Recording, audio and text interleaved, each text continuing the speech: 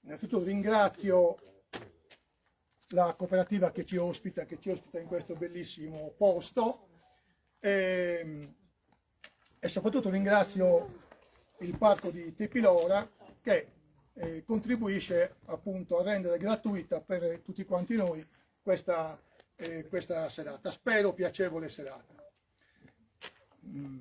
È un po' difficile, è un argomento un po' particolare questo che tratteremo stasera.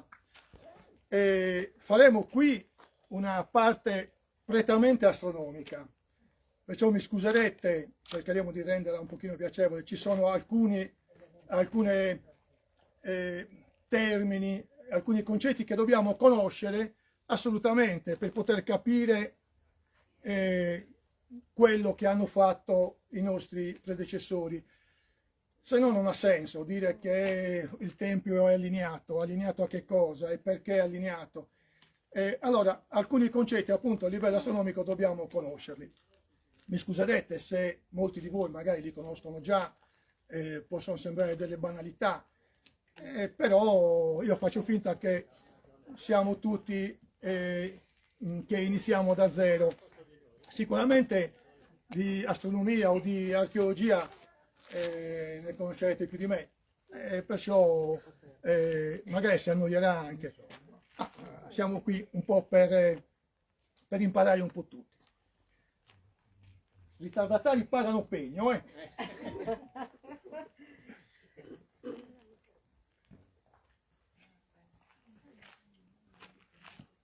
ancora ne stanno arrivando.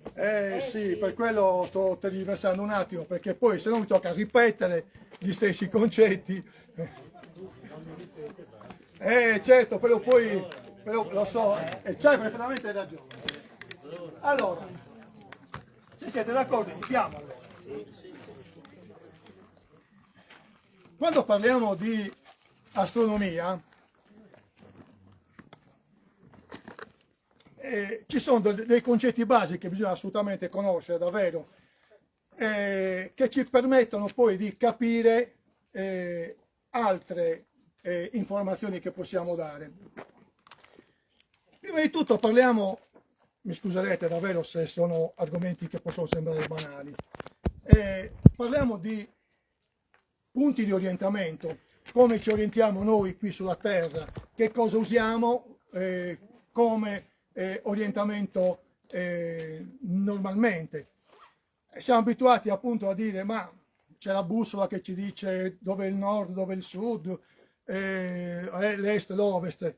Beh, se noi dovessimo usare la bussola davvero per orientarci, che ne so, se vogliamo andare a nord, dappertutto andremo fuorché a nord, perché la bussola non ci dà l'orientamento vero geografico. Chi ci dà l'orientamento vero geografico è una stella, che vedremo qual è. E in particolare chi ci dà l'orientamento vero geografico è l'asse che ipoteticamente la Terra ha, che passa dal polo nord geografico, attraversa il centro della Terra ed esce al polo sud. Questo asse lo chiamiamo asse della Terra.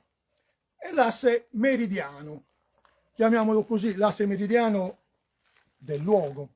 Cosa vuol dire questo? Meridiano, meridia, vuol dire metà del giorno. Vuol dire che il Sole, apparentemente nel suo percorso giornaliero, quando arriva sul meridiano, vuol dire che ha fatto metà del suo cammino. State attenti, ho detto apparentemente, il Sole non è che si muove attorno alla Terra, sapete benissimo, è la Terra che con la sua rotazione sembra che il Sole e le stelle facciano questo movimento qui. Allora, quando il Sole è esattamente a metà del suo cammino, si trova sul nostro meridiano. Ho detto sul nostro meridiano, perché quando il Sole è sul nostro meridiano, non è sicuramente sul meridiano di un altro posto. Faccio un esempio, se il Sole è sul meridiano di Bitti, non è sicuramente sul meridiano di Oristano, perché Oristano è più a ovest di Bitti, perciò ci impiegherà più tempo il Sole apparentemente a camminare e a trovarsi poi sopra Bitti o sopra Oristano.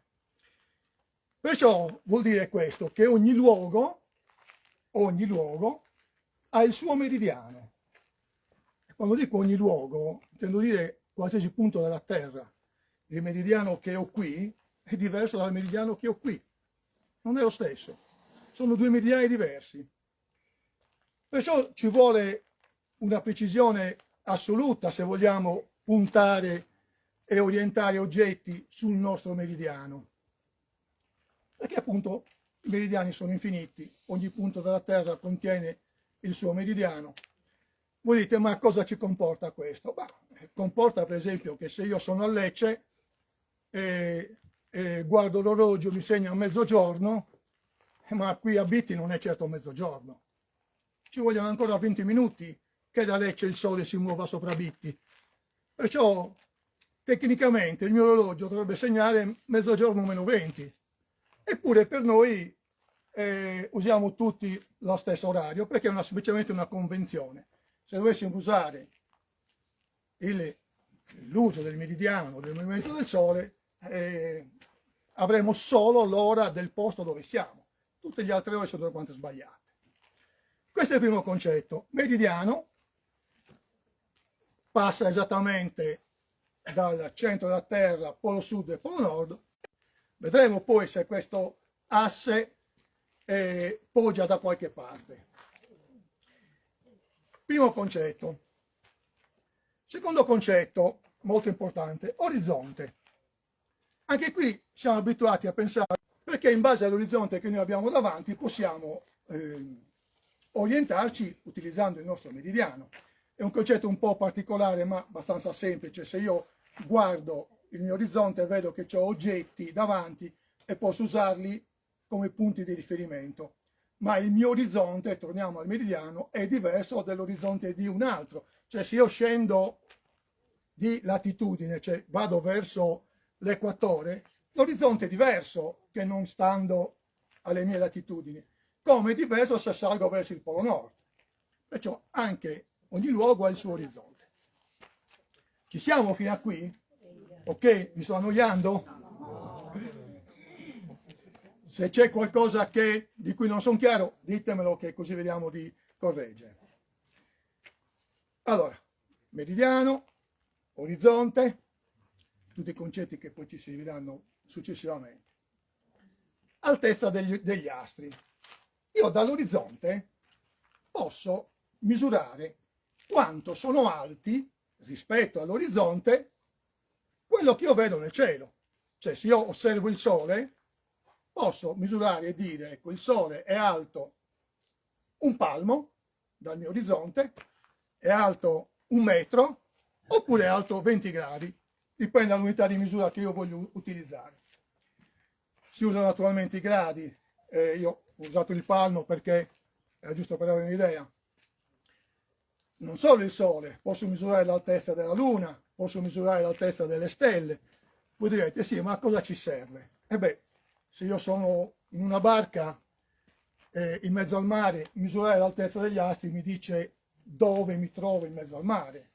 Posso misurare con un semplice goniometro o con il sestante che altezza ho rispetto all'orizzonte una determinata stella e so su quale latitudine mi trovo. E perciò posso navigare e orientarmi. E perciò conoscere e misurare l'altezza degli astri è abbastanza importante. E i nostri antichi sapevano benissimo come misurarla, l'altezza degli astri. E poi ne parliamo fra un pochino. Io poi ogni volta faccio un po' un semplice riepilogo. Asse, ricordatevelo, orizzonte e altitudine degli astri. Adesso aggiungiamo altri due concetti. Se noi prendiamo l'equatore della Terra, l'equatore terrestre è il cerchio massimo che la sfera terrestre ha, cioè è il punto più largo della Terra ed è l'unico. Non ci sono altri equatori sulla Terra, ce n'è soltanto uno. Mentre se io utilizzo i meridiani sono le linee che dal polo nord passano sull'equatore e vanno al polo sud, quelli sono tutti quanti uguali. Mentre dall'equatore verso il polo nord e verso il polo sud i paralleli sono tutti diversi, cioè diminuiscono man mano che salgono verso i poli. L'unico che è grande o che ha quella misura è il meridiano dell'equatore. Adesso voi provate a immaginare la sfera delle stelle, le stelle che noi vediamo nel cielo tutte le sere. Sembra che sia un'enorme sfera, una cosa bellissima. Ecco, provate a gonfiare questa terra, gonfiarla come se fosse un grosso pallone, finché l'equatore della terra va a toccare la sfera celeste. L'equatore terrestre diventa equatore celeste. Direte, a cosa ci serve? Ci serve perché sarà il nostro orizzonte principale, possiamo chiamarlo così, il nostro orizzonte celeste. Ed è un punto di riferimento molto preciso, perché non ce ne sono altri. Come l'equatore celeste è unico, l'equatore terrestre è unico, anche l'equatore celeste è unico. Ci siamo? Ok. Abbiamo un'altra linea molto importante, sempre nella sfera celeste. Quando voi vedete muoversi le stelle, vi accorgete che le stelle, alcune, sorgono verso oriente, si muovono apparentemente, sapete bene, ripeto, è un movimento apparente, le stelle si muovono, certo che si muovono, ma il movimento attorno alla Terra non è altro che il movimento rotatorio della Terra stessa.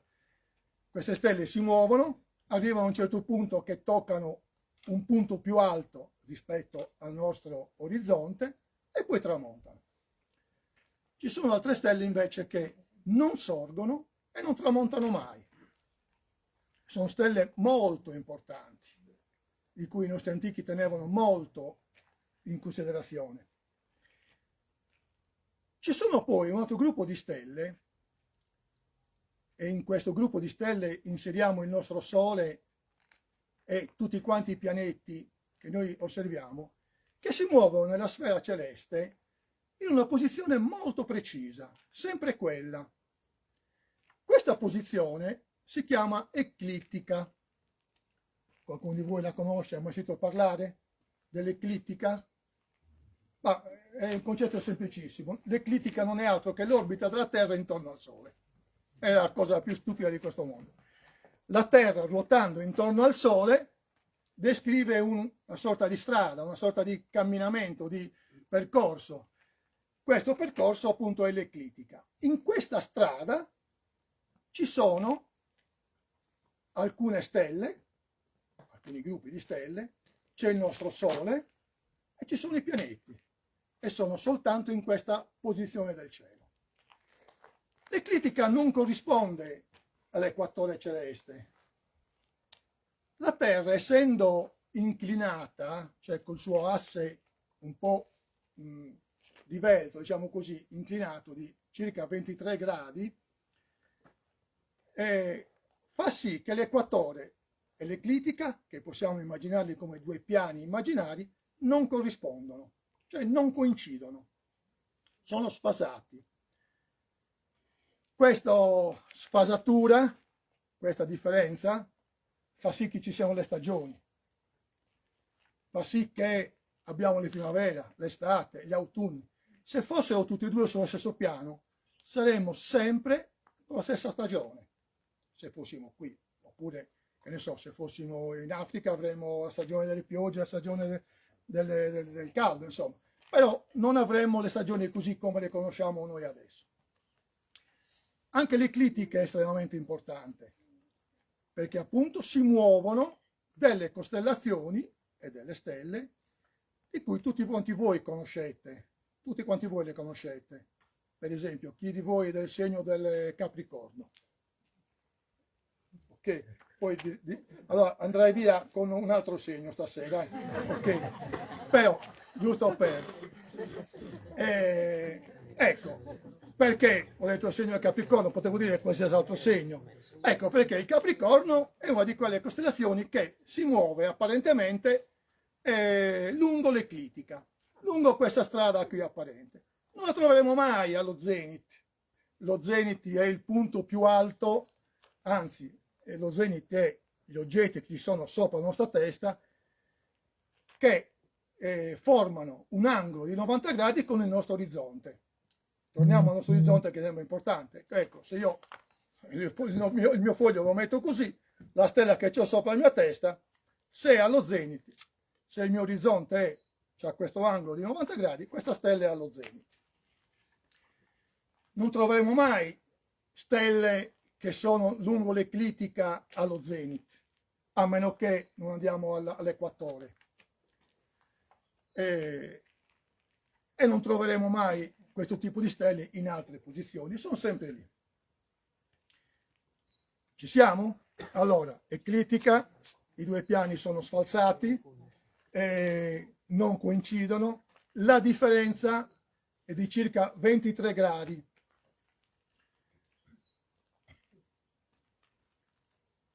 Adesso un concetto un pochino più complicato. Ci arriviamo? Avete voglia? Azimuth. Chi di voi ha mai sentito parlare dell'azimuth? Beh, chi ha fatto studi classici o studi scientifici sicuramente o nautici dell'azimuth ne avrà sentito parlare. Però qualcosa ti ricorderai. No. Allora, l'azimuth forse è uno dei concetti più importanti di questi 4-5 elementi che vi sto dicendo. Vediamo se riesco a spiegarvelo. Noi abbiamo il polo nord, vi ho detto non usiamo la bussola a meno che non sappiamo l'errore che fa la bussola per andare a nord. Se io dovessi usare la bussola davvero, se dovessi usare la bussola per andare al polo nord, utilizzando l'ago che mi indica il nord, andrei sulla Groenlandia. Cioè c'è una sorta di 15 gradi di differenza. Le bussole elettroniche sanno questo particolare e correggono automaticamente questa differenza.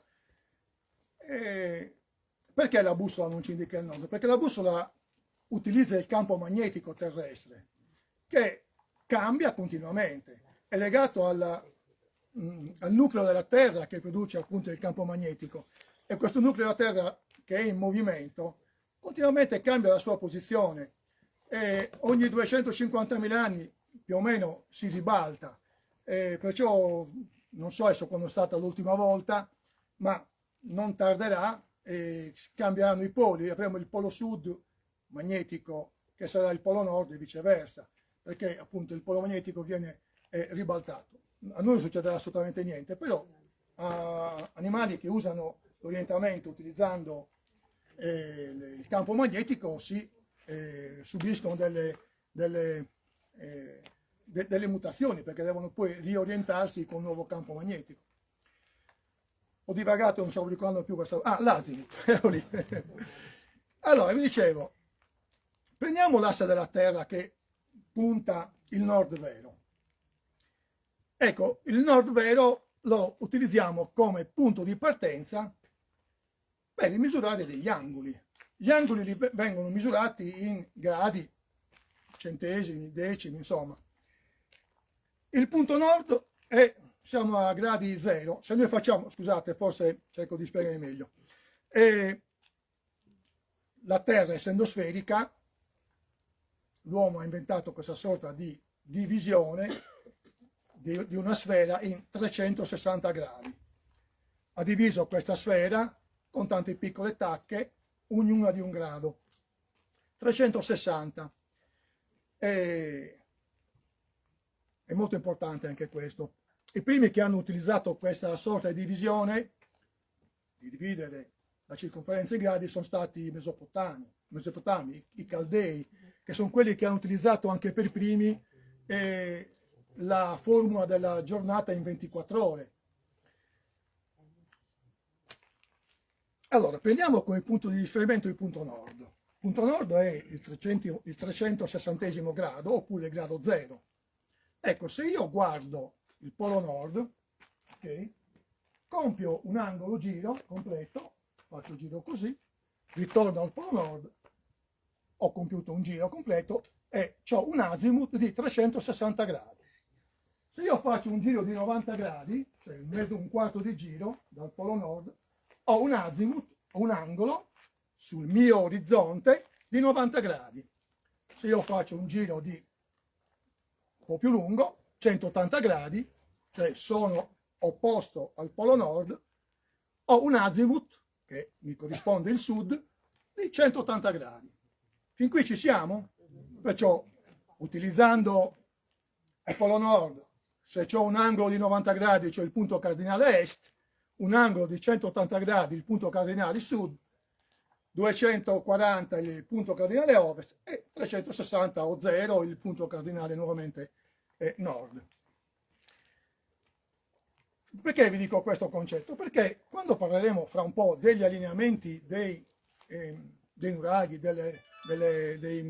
dei templi, hanno tutti un certo azimuth, cioè hanno tutti un allineamento molto preciso. Ok? Adesso vediamo, è chiaro questo concetto? Ripetetelo. Voglio saperlo, questo è importante. Se no facciamo finta. Oggi c'è l'esame di maturità e devo sapere se il professore è stato bravo oppure no. Va bene. Veniamo adesso ai concetti che ci riguardano più da vicino. Oggi 19 giugno, giorno, diciamo per il momento non il più importante, diciamo l'importante potrebbe essere il 21. Il 21 giugno, giorno estremamente particolare, è il giorno del solstizio d'estate. Solstizio, ritorniamo poi sull'eclittica, concetto di prima. Solstizio vuol dire sosta del sole. Cosa fa il nostro sole? Il nostro sole, noi siamo abituati a pensare che il sole sorge a est, apparentemente cammina, ok? È sbagliato questo dicendo, lui non cammina, è la terra che ruota, ve lo ripeterò all'infinito, ma è un concetto che dobbiamo tenere bene a mente. Il sole apparentemente cammina, arriva punto più alto, verso sud, perciò diciamo è mezzogiorno, anche questo è sbagliato. Quando diciamo che ore sono è mezzogiorno, stiamo dicendo una grossa castroneria.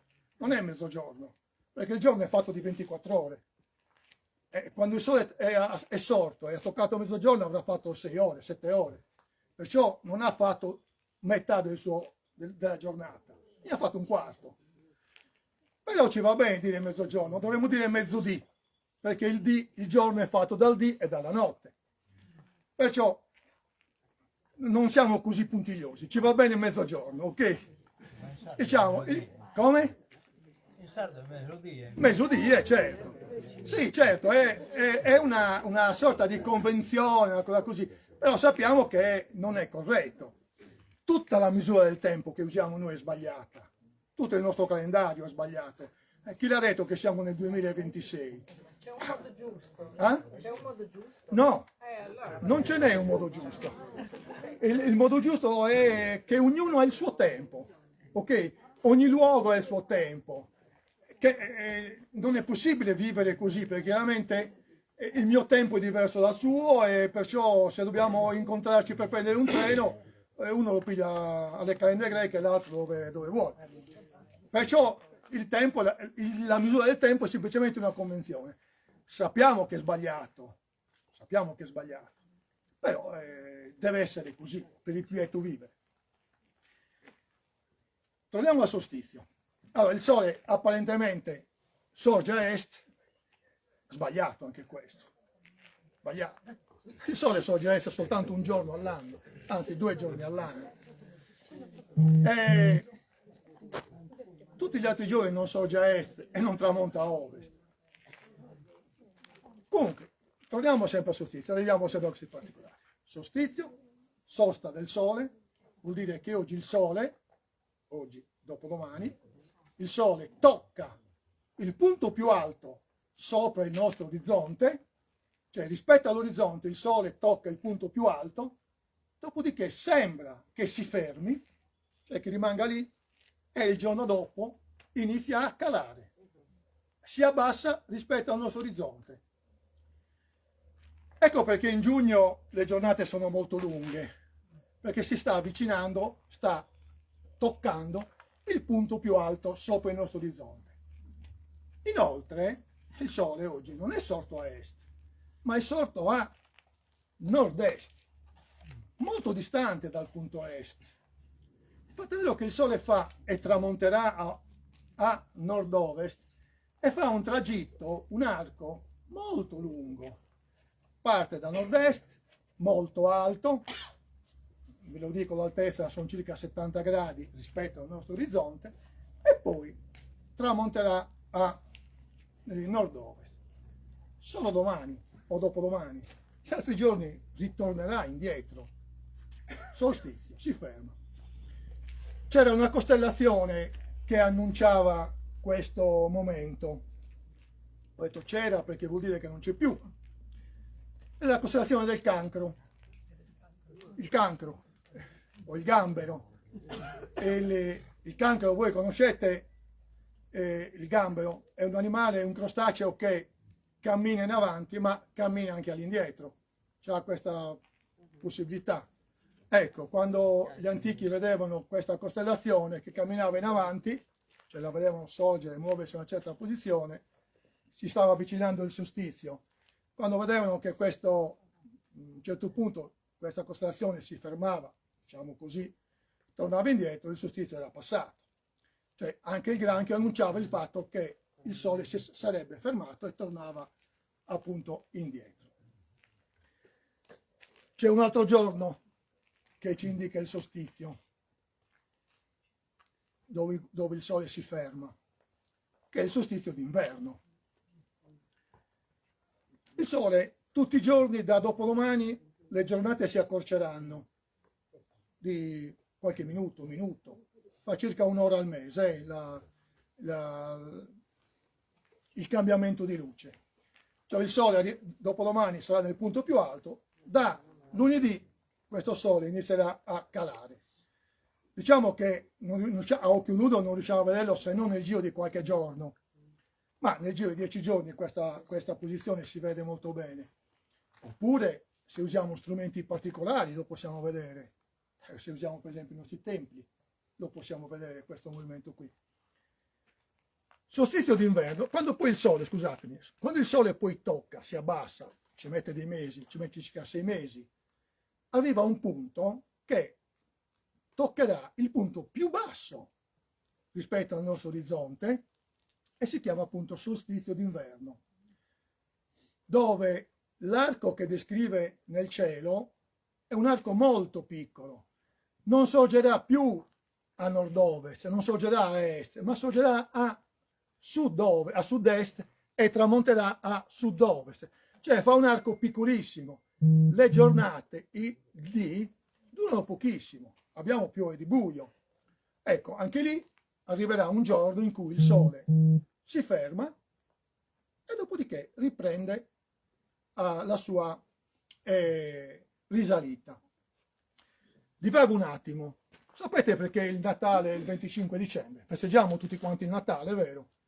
Per chi è credente il Natale è estremamente importante.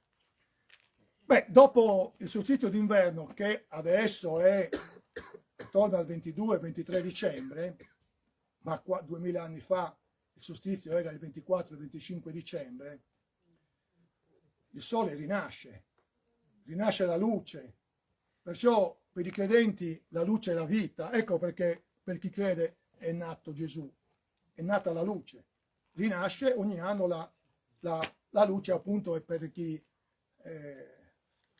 crede, la luce è forma di vita, di qualsiasi cosa voi crediate da questo punto di vista. Solstizio d'inverno, solstizio d'estate, 2 punti importantissimi. In mezzo a questi 2 eventi abbiamo un periodo intermedio, naturalmente. Il periodo intermedio si chiama equinozio, dove il Sole, in 2 volte l'anno, 2 giorni all'anno, sorge esattamente a est e tramonta esattamente a ovest.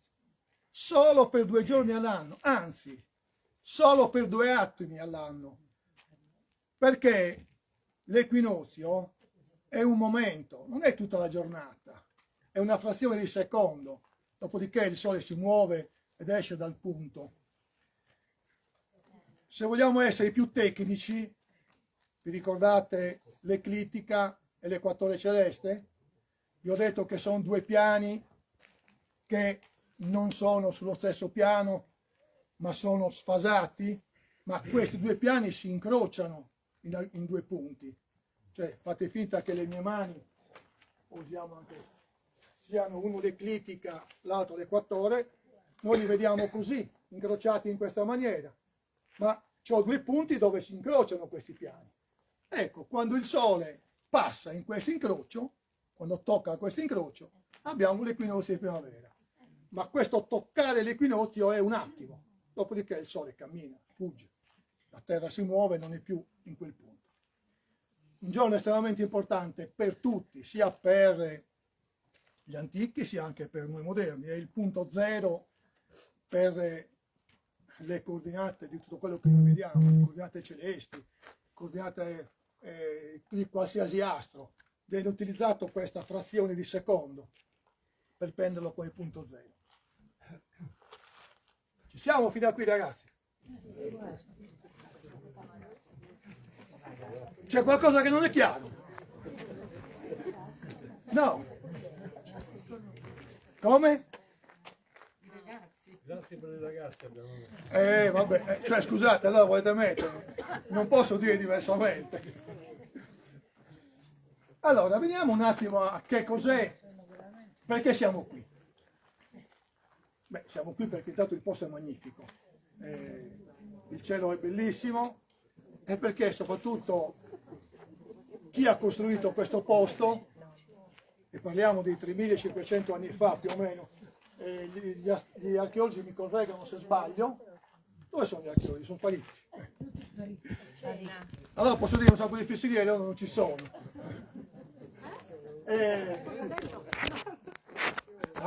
Ci sei! C'era anche. Ok. Ci siamo come datazione più o meno, sì. 3500. Un po' meno, 3000, dai.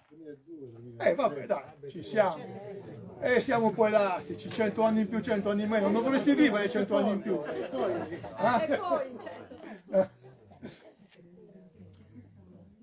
Siamo qui perché circa 3000 anni fa, chi ha costruito questo luogo meraviglioso l'ha costruito tenendo conto di tutti quei punti di cui vi ho elencato.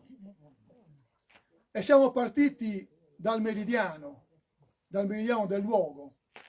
Meridiano del luogo, l'asse nord-sud che collega il centro della Terra con le stelle, lo riportano perfettamente utilizzando i due templi a Megaron che abbiamo all'ingresso, il tempio A e il tempio B. Questi due templi sono esattamente sull'asse nord-sud. Voi direte, ma perché? Perché orientarsi perfettamente e vedere le stelle in quella direzione era importante, perché in quella direzione vedevano le stelle che non morivano, le stelle che non tramontavano, le vedevano sempre. Perciò avere un punto di riferimento era importantissimo. Lungo l'asse nord-sud, appunto verso il nord, abbiamo le cosiddette stelle circumpolari, che sono il Grande Carro, il Dragone, il Piccolo Carro, Cassiopea. Certamente i nomi non saranno gli stessi, a parte forse il Grande Carro o l'Orsa Maggiore, però le stelle sono le stesse. Ma se noi torniamo indietro appunto di 3000 anni più o meno e guardiamo quelle, anzi scusate, se noi guardiamo adesso cosa punta l'asse terrestre in quella direzione, noi vediamo una stella che tutti quanti voi conoscete, penso di sì, la stella polare, vero? La conoscete tutti, almeno per sentita nominare. Stella polare è quella che ci indica il nord vero, che è l'ultima della coda del Piccolo Carro. Quando fa buio ve la indicherò poi col laser. L'ultima della coda del Piccolo Carro. Ok, la stella polare adesso è quella, ma 3000 anni fa non era certamente quella.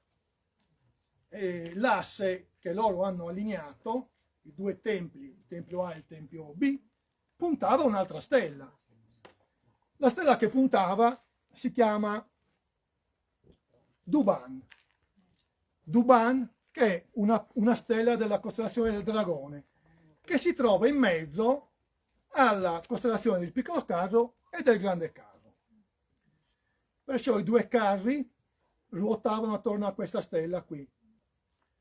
Provate a immaginare, loro si posizionavano davanti al tempio o davanti ai due templi e vedevano la rotazione delle stelle tutta la notte, che si muovevano con questa stella fissa lì, e le stelle che non morivano, a dispetto delle altre che invece morivano, che andavano a occidente, che vuol dire uccidere, e loro le vedevano sempre. Era una forma di sicurezza, gli dava sicurezza. E andiamo un pochino più indietro.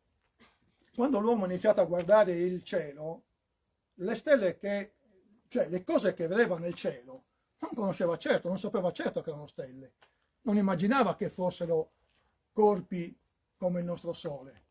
Per loro erano degli dei, delle figure immaginarie che di giorno sparivano e di notte riapparivano, perciò avevano timore di questo cielo.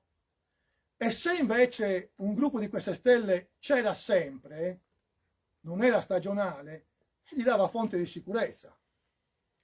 Allora, primo orientamento, i due templi, nord-sud, stelle del polo, molto importante. Ma questo non bastava, naturalmente. I templi non sono due, ma sono tre, ok? Tempio A, tempio B e poi il tempio C. Questi tre templi sono posizionati in maniera tale da formare un perfetto triangolo isoscele. Ma potete dire, come? 3000 anni fa conoscevano già il triangolo? Sì, conoscevano già il triangolo, e non solo. Conoscevano anche che il Sole era a una certa altezza, conoscevano anche che si muoveva in una certa posizione, conoscevano anche che appunto cambiava la sua altezza durante l'anno. E non è un caso che sono posizionati così. Hanno degli allineamenti molto molto precisi. Questi allineamenti sono comuni anche ad altri siti nuragici, questi che vi sto dicendo adesso. In modo particolare sono allineati ai giorni del solstizio, sia solstizio invernale sia solstizio estivo.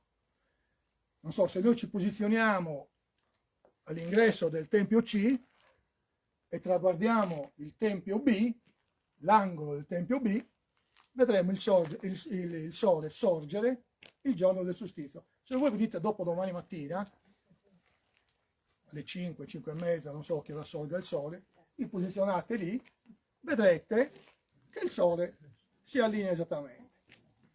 Ma non solo, vedete il nostro pozzo che abbiamo qui? Ecco, se noi proseguiamo la linea che c'è fra l'ingresso del pozzo, il tempio C e il tempio B, anche questo allineamento corrisponde al giorno del solstizio d'estate.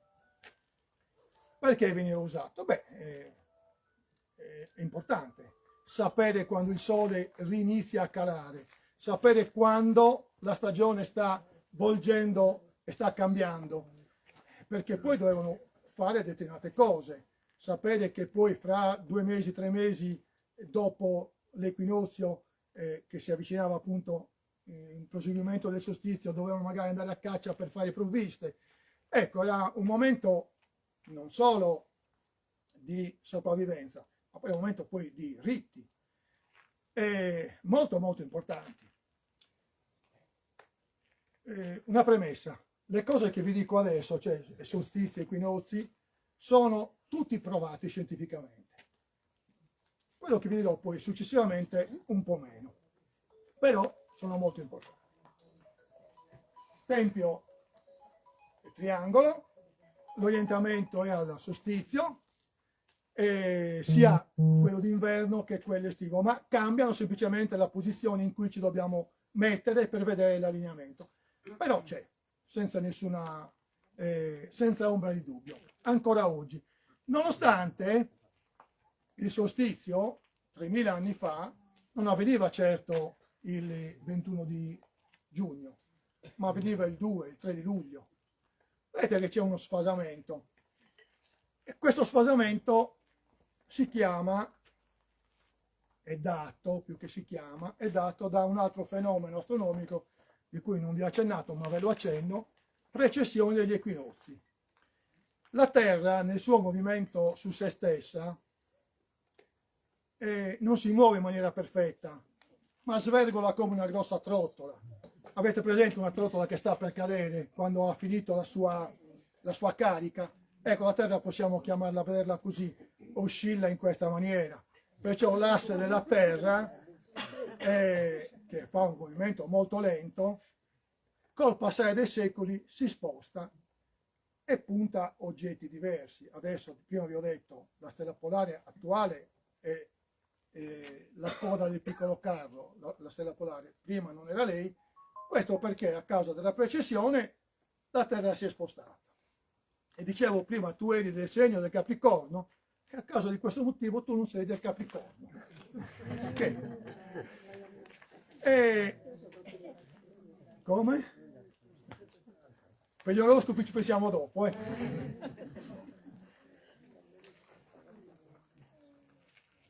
Orientamenti, ripeto, ai solstizi. Ma quella è la parte più semplice, possiamo chiamarla così.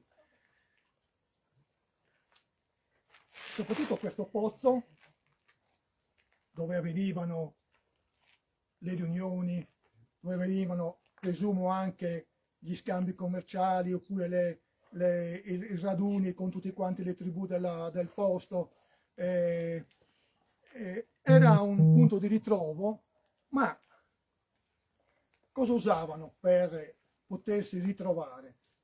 Non certo il movimento del sole. Cioè, quando noi diciamo ci vediamo il 12 dicembre, sto facendo un esempio, che ne sapevano quando era il 12 dicembre? 3000 anni fa. Il calendario non c'era così come lo conosciamo noi.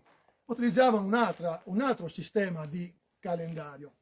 Il sole segnava le stagioni, le 4 stagioni, perciò primavera, estate, autunno, perciò era soprattutto una cosa di questo genere. Ma chi segnava il calendario vero e proprio era la Luna. Questo è un pozzo, è una sorta, che è un calendario di pietra, chiamiamolo così, che veniva usato soprattutto guardando la Luna, utilizzando la Luna come calendario. Era lei che dava i ritmi mensili, era lei che diceva quando dovevano fare la transumanza o quando dovevano fare accoppiare gli animali, oppure quando dovevano seminare, eccetera, eccetera.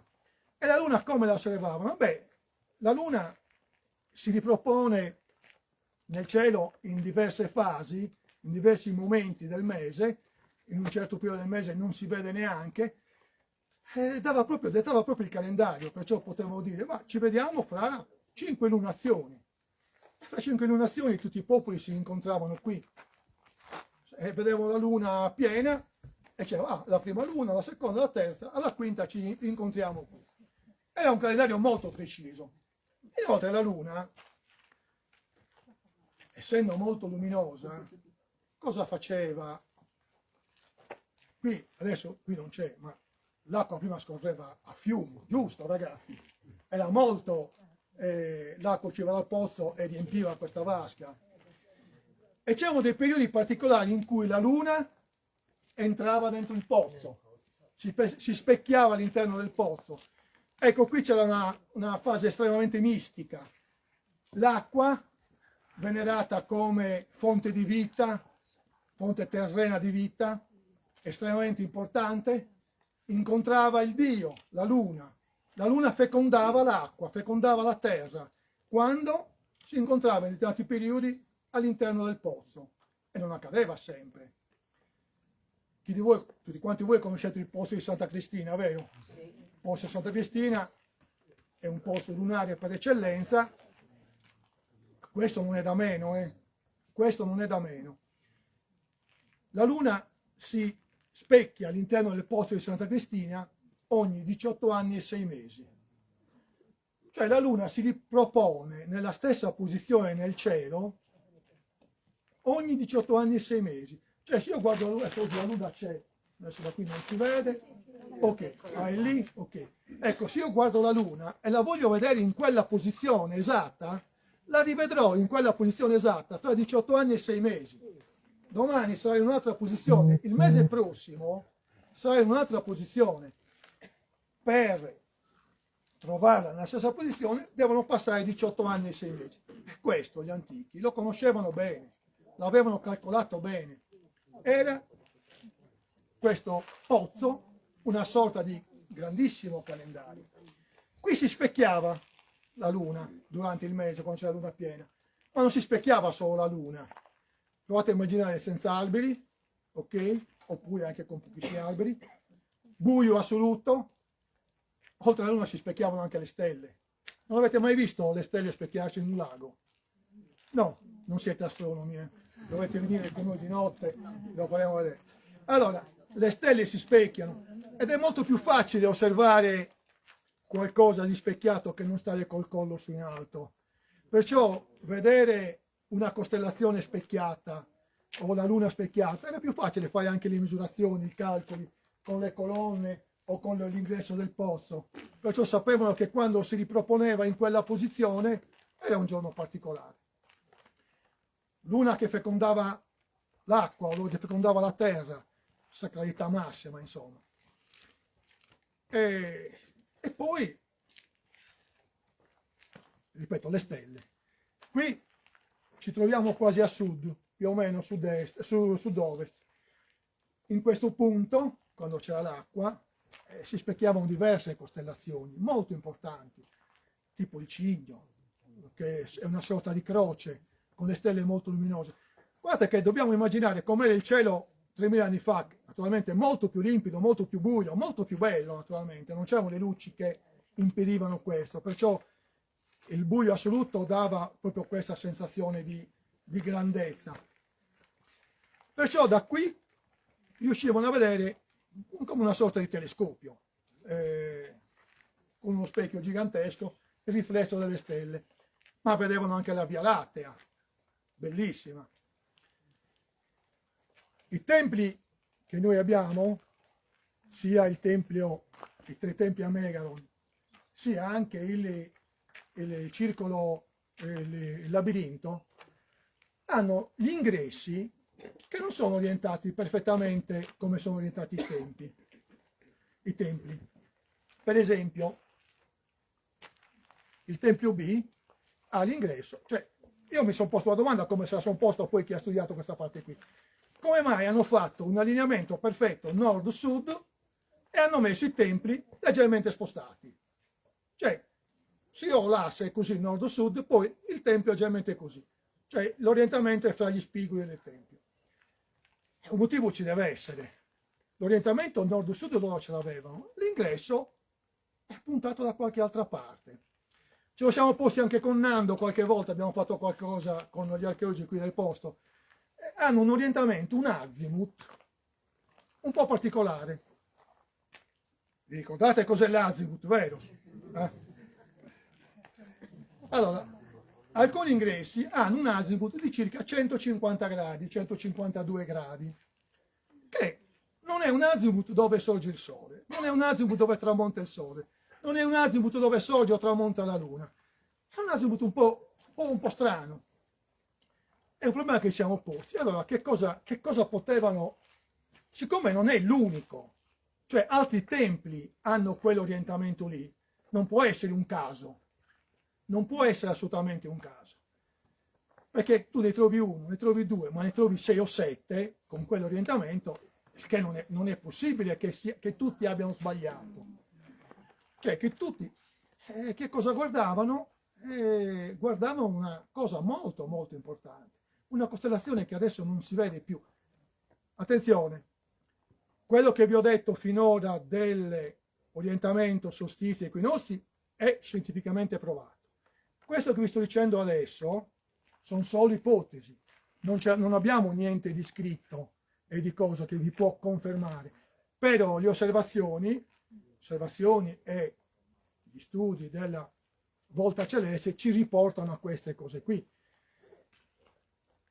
Questo azimuth, 3000 anni fa, anzi, in questo azimuth, 3000 anni fa, sorgeva una costellazione che adesso non si vede più. Si chiama il Centauro. La costellazione del Centauro.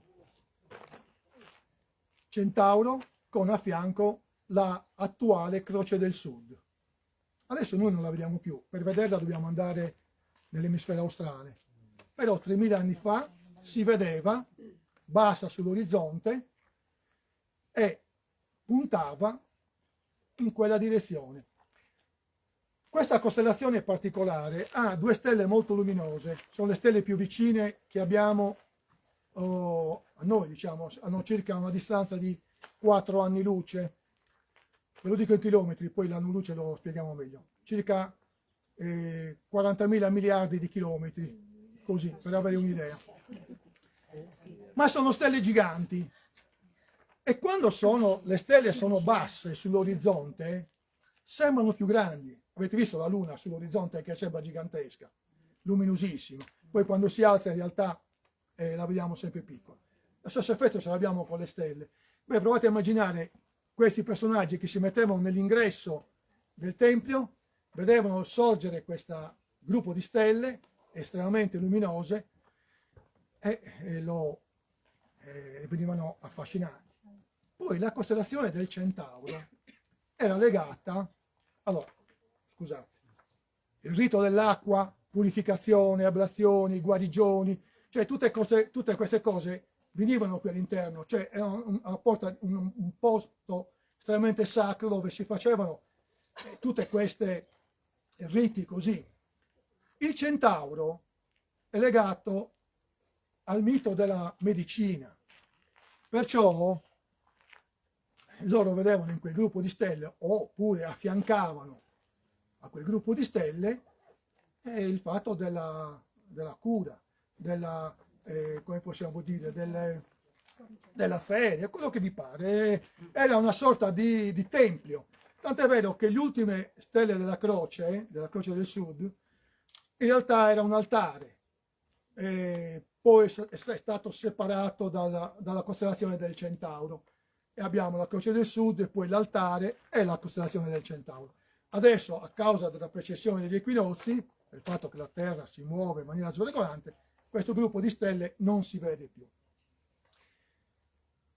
Altri templi sono uguali a questi, cioè guardano quel tipo di costellazioni, ma non solo. C'era per esempio la costellazione di Orione, tutti quanti voi la conoscete la costellazione di Orione.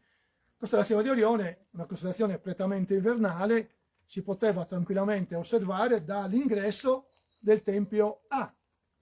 Stagliava esattamente a sud e vedere la cintura estremamente luminosa che penetrava, diciamo così, all'ingresso del Tempio A era qualcosa di mistico, di fantastico e così via. Mi fermo qui, se no vi annoio troppo. Ok?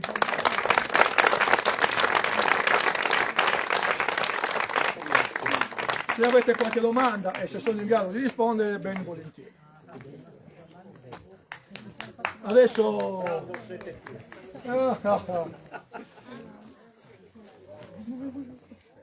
ci spostiamo adesso verso i telescopi e lì continueremo la narrazione del cielo attuale. Ma l'apertura dei nuraghi aveva uno scopo oppure no? Di entrare. L'apertura era per entrare nei nuraghi. Non erano collegati a... Sì, certo, l'apertura normalmente nei nuraghi è un'apertura a sud. Come la casa di Babbo in montagna. Non lo so. Sì.